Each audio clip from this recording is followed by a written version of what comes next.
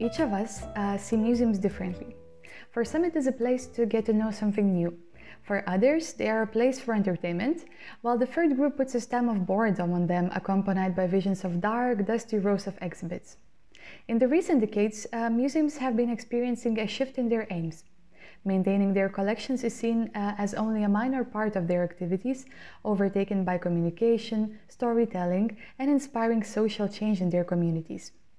How is this change happening, and what are the barriers and facilitators of this process? We invite the international museum community into the meeting in a museum to discuss the most relevant questions faced by the 21st century museums. The first conversation we prepared for you offers an original approach to the activities of museums. The director of one of the most visited Danish museums, ARoS Aarhus Art Museum, Erlend Høyersten, have been developing the idea of museum as a mental fitness center. Actively arguing for culture as an integral part of our society and museum as a tool to develop its active participants, Erlend also took an active stance to highlight these values in times of COVID-19. Please hear his ideas about nowadays museum in the following conversation. In the recent decades, museums have overcome various challenges, both in terms of expectations towards them, both in their activities. What is a museum for you, and how should it look like in our days? So it's very much about training and trying to find mindsets for the future. When I walk around in museums, they behave like they've been doing for almost centuries.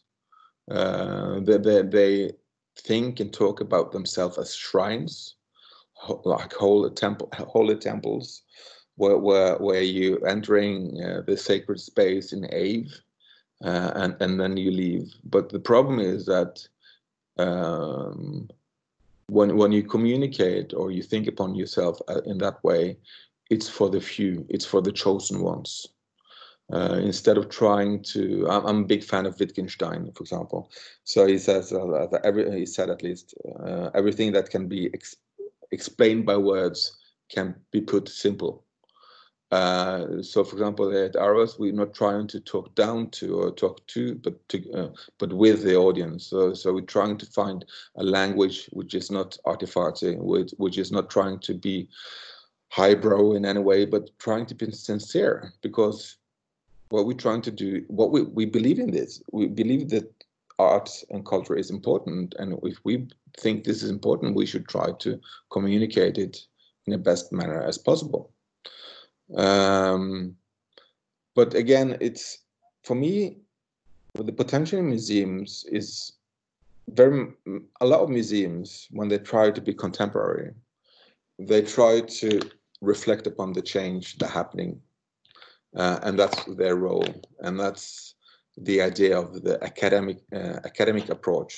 So, if you're an art historian or working within an art museum, as I am, you tend to have this German objective distancing, right? Which is a kind of strange construction. So what we're trying to do is we're not so much about reflecting upon change, but also trying to affect change. Where we want people to participate and trying to understand themselves in a bigger context, so to say. And the reason why we're thinking like this is when I had my first steady job as an art historian, I was a museum educator at Sørlandets Art Museum, and I said that the main task for the museum should be to make people aware of the difference between being passive recipients and active participants when it comes to art, when it comes to your life, the work you choose, how you affect the market by your consumption, etc., etc. And yeah, this was 20 years ago. I started talking about this, and I'm still talking about that. So yes, we're an institution based upon art history, but I think it's more important to be a philosophical campfire, so to say, where we we're not flagging any political parties or sides, but what we're trying to be is also being activistic, in the sense that, okay, you should have an opinion on this based on your knowledge, not just your emotions, etc. Because we are living in a Europe now, and you definitely feel this, and I felt it for many years. Increased polarization. You have tabloidism, you have populism, etc. And people are one way are aware of it, but they are at the same time they're part of it, because if you see how social media works, people run with their feelings. They have opinions not based on knowledge, and people are just like part of the shitstorm. And I think museums should be a counter measurement to that. We should like be a kind of pendulum that is, when the world goes this way, we should try to drive the other way, etc., to create a kind of balance, an intellectual balance. I was just thinking, I think this idea, as you mentioned, that now museums are becoming kind of shrines. And I think this idea from becoming from a temple to a forum was quite an old one. I think I mentioned about that for quite a long time, but somehow it doesn't turn into a real practice. And at least from what I saw in your museum, especially with the recent exhibition about mythologies at the beginning and end of civilizations, or things like that. So I was thinking, what are the practical examples? How are you engaging with your audiences? Maybe you could just share it. How does it work on like really practical daily basis? And if we didn't see such a big change in museums, maybe you see a change in the perception of your visitors. Maybe when you became more open, maybe you got a different feedback and different interaction with them as well. Yeah. Well, I think, for example, if I take, for example, the first exhibition I made for ARoS called Out of the Darkness, it was based upon our collection, but it was structured in a totally different way than you usually experience when you come to a museum. And I think that could, and that was, I think I opened it 3-4 months after. 3-4 months after I started in my position. But what I tried to do was to see, okay, how flexible are we actually? Because the museum was known for doing a lot of extraordinary shows. But sometimes the critics said that there was a kind of lack of content. There was a lot of spectacular showrooms, so to say, but the story was lacking. The argument for why are we doing this were lacking.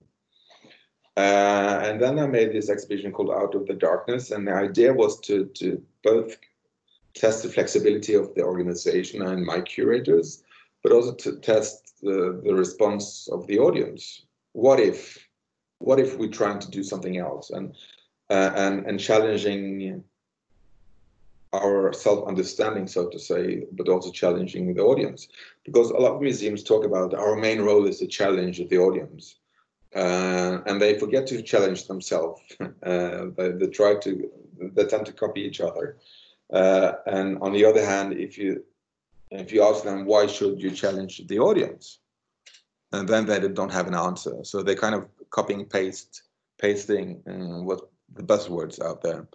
But the Out of the Darkness was a kind of a narrative based on the dynamics of storytelling, on how you can, the dynamic of a Hollywood action movie, so to say, the dynamic you can find in the Bible, and the dynamic you can find in different kind of novels, etc., where you, from page to page, you have a different kind of energy, so to say, energy collapsing. So the next chapter will have a different kind of intensity, etc.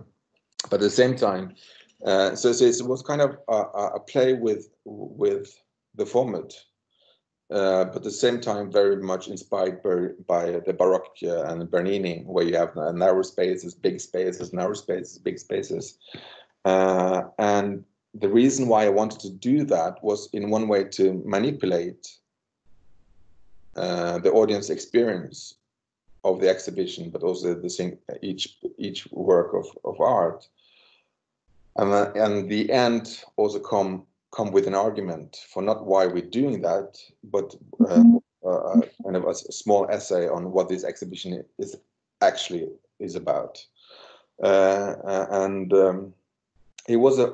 was in 2014, and it was about the idea that for the first time in humanity, history of humanity, we are in one global situation because of the the climate crisis. And what will this mean when we are connected as one organism? And of course, it would have been a very relevant exhibition to do now during the lockdown, because this has been like, okay, we are for sure one organism. We're connected in so many manners. But for me, it was also about trying to explain to my curators how we should talk about exhibitions and how we should talk about what we actually are doing. Because we can always do exhibitions, but if we don't have a certain reason why, it doesn't matter. It doesn't matter for me. Then I can do something else. Then I can sell jeans.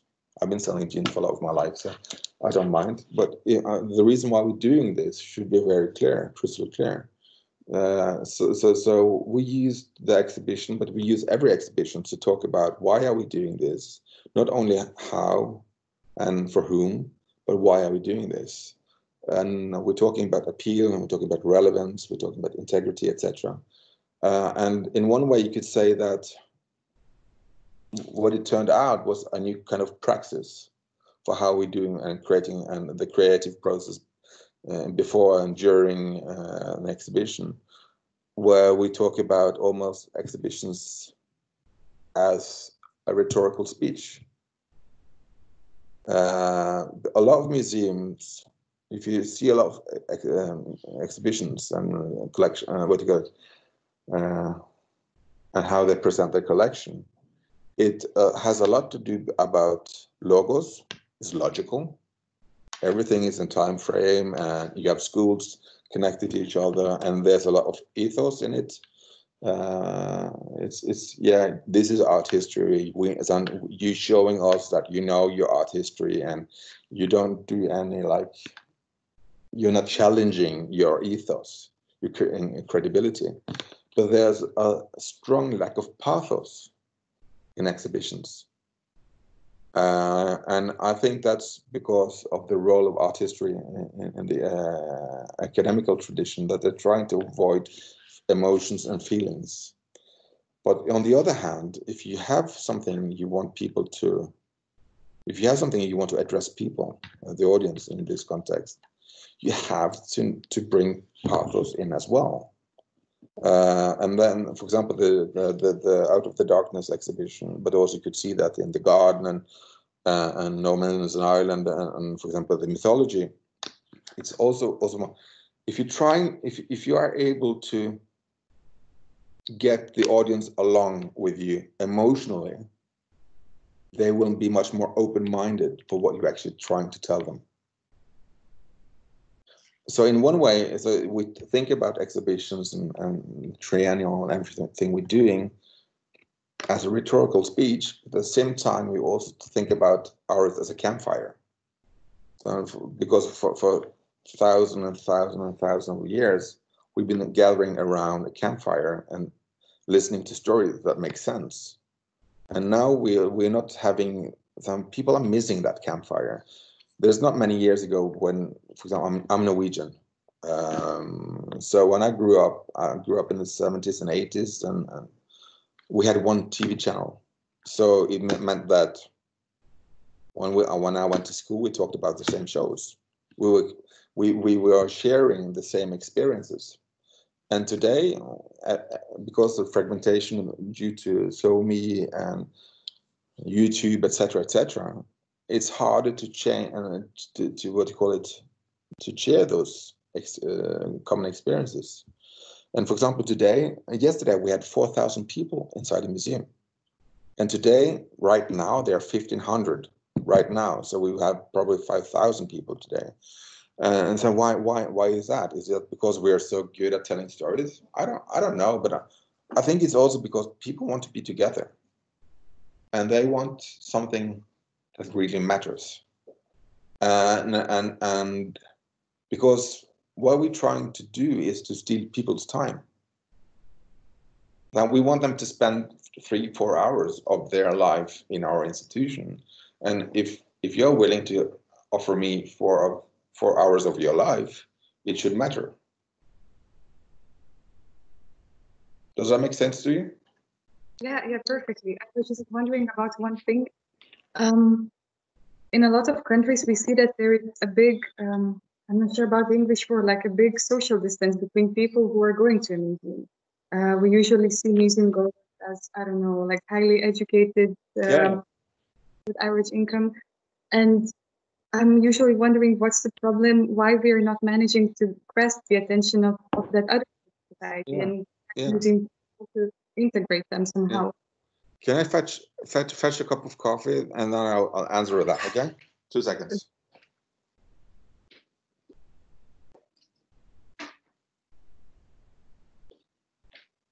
Yeah, they just came also with a bigger survey in Denmark, audience survey, and it turned out the regular museum visitor was a female, 50 plus, well educated. That's not the thing with ARoS, for sure. But the problem is that these surveys are voluntarily.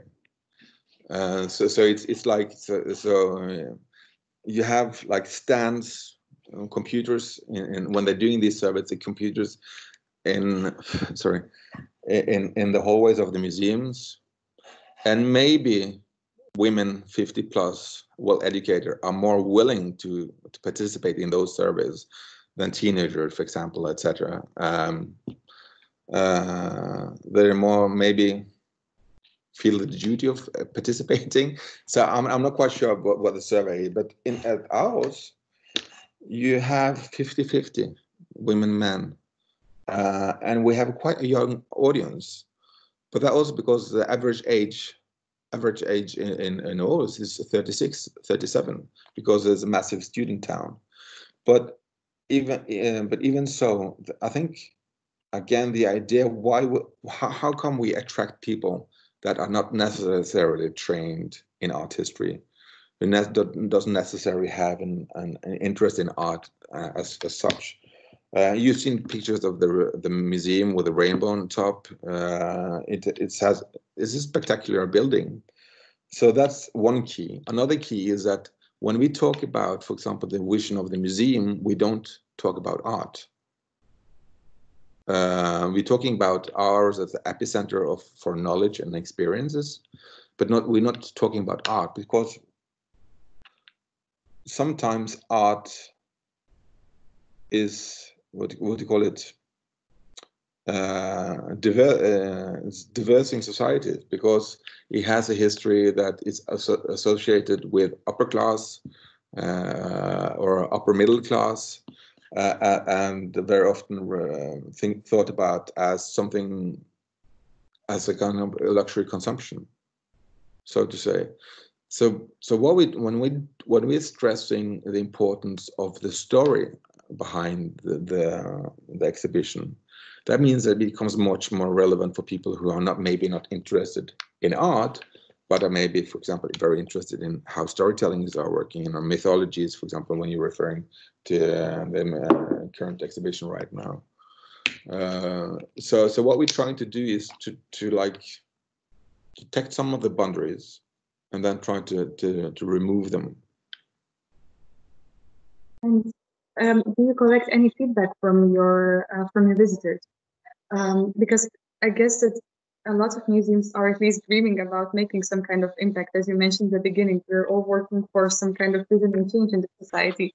But how can we know if it had an effect? I think one thing is the feedback from the audience, and we do surveys from time to time. We never do ask them like, what kind of exhibitions would you like to see next time? Because that means that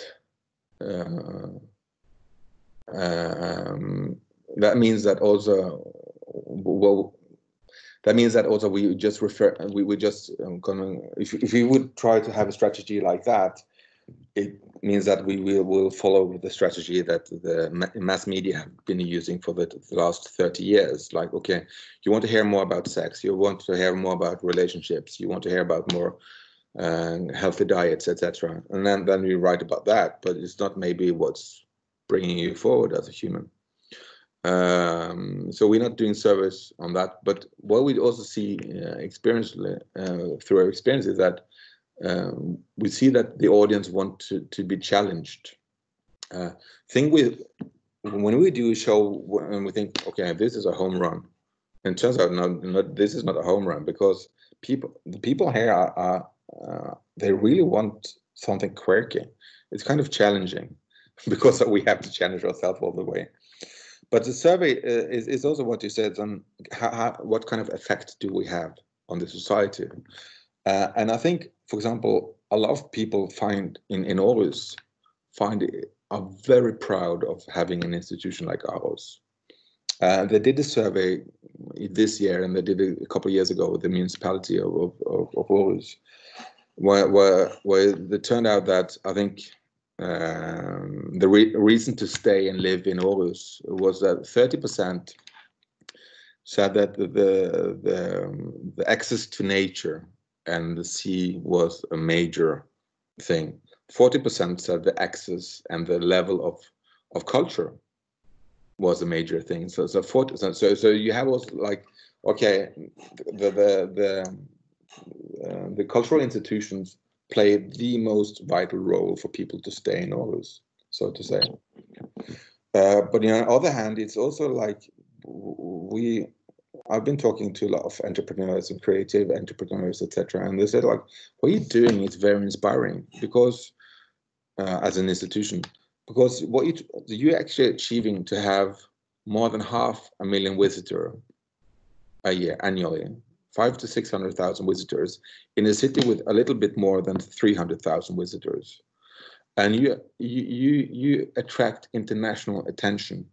People are writing about you in New York Times, etc. And if you can do that, so can we. You see, so we also kind of an inspiration in that we are able to attract that kind of attention. And I'm not quite sure if you've been watching our website, but on last Thursday, we launched a new extension of the building with James Turrell, a new way of thinking museum, which will be a major thing. I'm totally convinced that we're writing art history by doing it like this, and will change the game for museums all over the world. But I've always been like, I'm from Bergen in Norway, and the second biggest city in Norway, and this Aarhus is the second biggest city in Denmark. And I'm kind of tired of people thinking that the best ideas and the best game-changing ideas are thought in the bigger cities like London, New York, or Berlin. But the problem is that the biggest city are very often quite conservative, because people have been striving to get there, and when they get there, they're starting to get protective, so to say. So again, when we're doing game-changing things, I'm not quite sure if the Triennial a couple of years ago was also a very big thing. So I think first of all, we are a big inspiration to our surroundings. And when we start talking about the environment, the climate crisis, when we're talking about refugees, etc., people will start listening, and maybe they also will, and also hopefully also understand the way we're talking about questioning and talking about issues are the way we talk about art. Is that there's no like right answers, but there's an ongoing dialogue. A dialogue which also consists, which is also in touch with history. So hopefully, I think I like to think of that we're still part of the Enlightenment period, so to say. It seems that you're speaking in the language, in a simple language that people can understand, and you already have some kind of, let's say, public influence to change the behavior of people. Mm. What is your network? Do you have like any partners? Are you collaborating with municipality, or you're more or less standalone and you're all the top of ideas?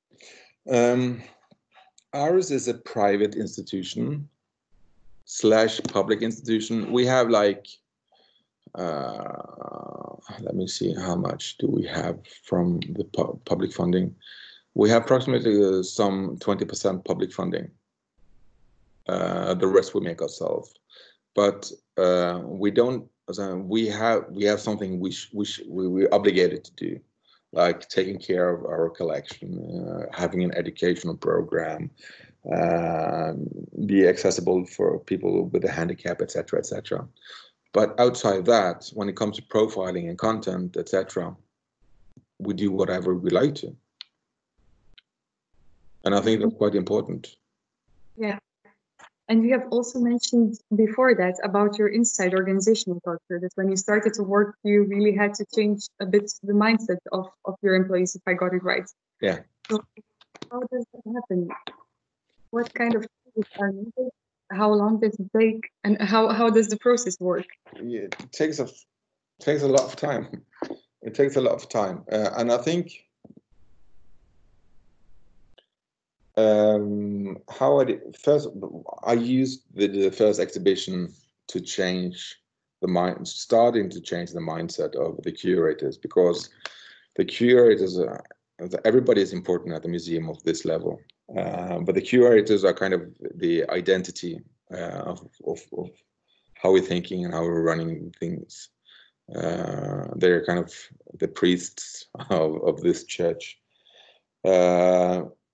But it started as a,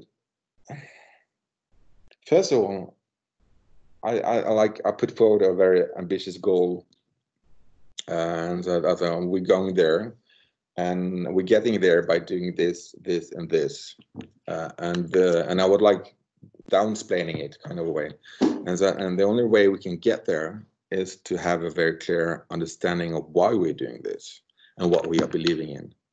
And this is what I'm believing in. This is the path we're going to walk on. You will be able to shift and walk on the right side, or left side, or middle, and you may be go wild sometimes. But bottom line is that this is the direction. If you are not content with the direction, you will be unhappy in the end. So then you should find another place to work at. So because this is what we're working at, and you will be unhappy, I will be unhappy. So make yourself make yourself a service to find out what will you be actually happy on. So it was, and then I was also talking about that what people have to understand, that an organization is merely a tool. It's nothing else than a tool.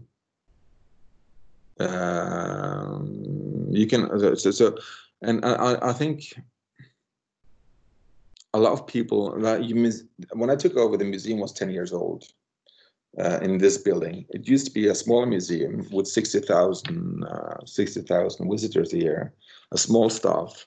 And I've been working at a small museum as well. And in a small museum, everybody's like involved in everything because you have to use the heads that are around. The problem was that the museum had grown very fast to a much bigger organization, but the mindset was the one of a smaller organization. Everybody was involved in everything and concerned about like your colleagues. And in the beginning, I was like asked, there were suddenly like a lot of books on my table. And I was like, what is this? I was like, what kind of books should we sell in the store? I was like, what? That's not my, so we started changing the organization, both structurally, but also people to understand that this is a tool, and we're changing the tool to achieve our goals. We're not changing the goals to fit the tool, so to say. Also, when we changed the structure, I gave a way of also, I kind of demand people to take the task seriously and own their like their roles, so to say. And so you have to make the decision. It's not me. And if it fails, it's on you. Sorry, but that's a freedom. That's what freedom is all about. Because the museum was kind of ineffective because they were kind of afraid to make mistakes. So we talked a lot about if we try to do something we don't have any experiences with, or other museums have any experiences with. But you asked me about the organization. So what we try to break it down to people understand their role in an organization, but also their responsibility, so to say. And as I said, like if we're trying to be a game-changing museum, it will make sense that we're making faults, that we make mistakes, and sometimes big mistakes. But that's why the way I want the culture to change, that people are more risk willing. But at the same time, if you want people to like, if you want them to skydive, so to say, you have to trust the people that are packing your parachute. So we talked also a lot about what do you call it? Being secure on your colleagues, having a good environment, a great culture that are supportive, kind of protective as well. That you're actually willing to take those risks, so you don't like own them, you own, etc. And how many years it took? At least 3 years. Also because there was a change, that you had leaders that were leaving, and for every leader change, and we also had to fire somebody. Because anyway, the culture always comes from top. Whatever you say, it doesn't matter if you have great employees, if you don't have the right leaders, you won't be able to create the culture. But I was wondering about the COVID-19 period. And as far as I saw, you were standing for basically all the museums, not only for your museum, to make them back to work. So could you just tell us a bit more about that process? Why did you decide to act so actively? Yeah, I think it's go back to what I'm talking about, like my fear of that museums won't be relevant within 2 generations, for example, which would be a big loss to our civilization. And I think the reason why I was so kind of rhetorical aggressive, so to say, was because when the Ministry of Culture, she responded to the first lockdown, she was saying like, well, people are dying and culture is something which is not important right now. And she was referring to the Maslow's pyramid of needs, which is something you talked about in the 60s. You don't talk about it anymore, because even if you don't have food, or you are struggling, you still need culture, you still need music, you still need storytelling, etc. You're still a whole human, so to say. And for me, and it took a lot. It took 6 weeks before the actual things started happening, and the government changed their conversation around culture and art, etc. And for me, I saw it's a very clear, what we call it, expression of populism. You see always like populistic governments always tend to talk down culture, because that gives a lot of free points in a broad mass of people. But the problem is that the Danish population are high consumers of cultures, different kind of cultures. I think in 2019 there was almost 17 million museum visitors, and there's 5.6 million inhabitants in Denmark. So they were trying to score easy points, and the problem is that when you have a cultural minister that is not defending culture, then you have a problem. If you have a whole government that's not taking culture seriously, the cultural industry, which money-wise, but also cultural as a spiritual thing, so to say, then you will have a problem in the long term, because people say, okay, then it's maybe not that important as I thought it was. Maybe it's only entertainment. And again, when we talked about how do you create a culture within an organization, well, it comes from the top. And if you have a prime minister and you have a cultural minister that's talking down culture, then suddenly you would have a new change, a new situation in a couple of years in Denmark. So I thought it was really important to just say, no, you have to stop. When this is not cool. This is not cool at all. And what was the reaction that you got? It was quite massive, actually. We had great support from different kind of cultural institutions and from the audience. It was massive. I think people was kind of tired of the power rhetoric of the government. You have to trust us. You have to do what we're talking about, etc. I was like, wow, we're still individuals, maybe. But they changed the law. I said this on Friday, and Sunday they changed the law, so I was not up. So I couldn't do this without breaking the laws and risking jail, etc. So but I think we made kind of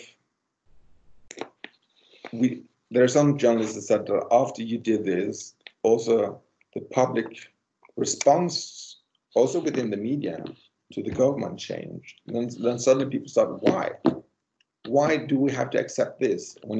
I understand your argument, but I don't understand the facts.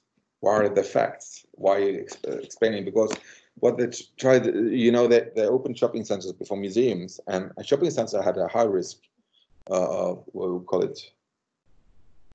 And museums had low risk, and then it makes no sense that you're opening something with high risk compared to something with low risk. And it's like, okay, this is every political prioritization is a symbolical signal.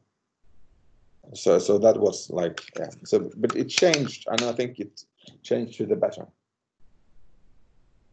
I think this overall kind of reflects the idea that you told before, that the museum has to make a change overall, like by its exhibition, but so you as a leader kind of showed it.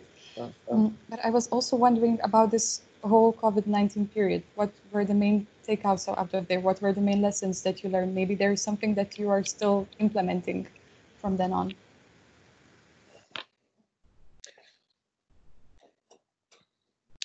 I think, first of all, it made me very sure that what we're trying to do with the museum is the right path to walk along, trying to be like a modern community house. It's a place where you can be social, but also a place where you can be with yourself alone. And I think it made it very clear that people are handling isolation and lockdowns in different ways, but it just stressed the importance of culture. That we are social animals, and we need culture to kind of glue us together in different kind of ways. So I made it. So for me, it was like, the path we've been, the direction we've been working on the last 6 years is the right one. But at the same time, also trying to be something that is not only talking about art, but also trying to gather a bigger discussion and being part of a bigger society will still be important, but also how we use social media. Because social media is like wanting you to have short videos and everything should be fast, etc. And we went the other way. We had long conversations. We were like slowing things down, etc. And I think museums should be also like giving the opportunity to slow things down. It's not about like the quantity of things, but the quality of things. I think it really resembles with one of the surveys, recent surveys, in which people said that the thing that they expect from museums right now is just some kind of support and hope that everything will be fine. So maybe that also reflects with this idea. And also because I'm not quite sure if you watch us on social media when we talk about during the lockdown, etc. We all said like we want to have a kind of a positive angle to it. Of course, there will be a time after COVID. Of course, things will settle etc. And we try to do, and people have been like responding to that. I'm not quite sure. I've been biking in the rainbow and addressing the people, so to say, because I was so tired of the fear and the threats put forward by the government, and I was like, mentally you can't do this. You won't understand the number of suicide rates would go up. People would be tossed into depression, etc. People are still afraid. They didn't have to be that afraid, so to say. And some of my colleagues have been like screaming through all the COVID period, we're going bankrupt and the museum won't exist after this, etc. Like and pitching into this kind of doomsday scenario was no, we're not going to pitch into that. Because again, like passive recipients and active participants, we're going to be through the period being active participant, like to hang out there. There will come a day when things are probably not back to normal, but where you will feel things are normal again. And just to wrap everything up, ARoS in 10 years, how do you see it? What are your main goals, or what are your main aims to achieve? Well, I'm not quite sure if I'm here in 10 years. But in 3 years' time, we have opened the extension of the museum, which will be massive. We changed the park, so it will be more inviting and more social tools, so to say. And in 10 years' time, hopefully I have, what do you call it? There will be somebody else running it and making it a great place, and taking some of the ideas and maybe leaving some of the ideas behind. But I think it will be like a lighthouse in one way or another that people are inspired by, but also other institutions. Because when talking about museum as like an epicenter, we also have a social approach, but we also have a holistic approach. So we're talking like when you're coming here, it's not only about perception or your emotions or your intellectual response to what you're experiencing, but also a spiritual part. So it's also like that. It should also be something for your spirit, so to say, to be a part of this. And hopefully it will still be up and running.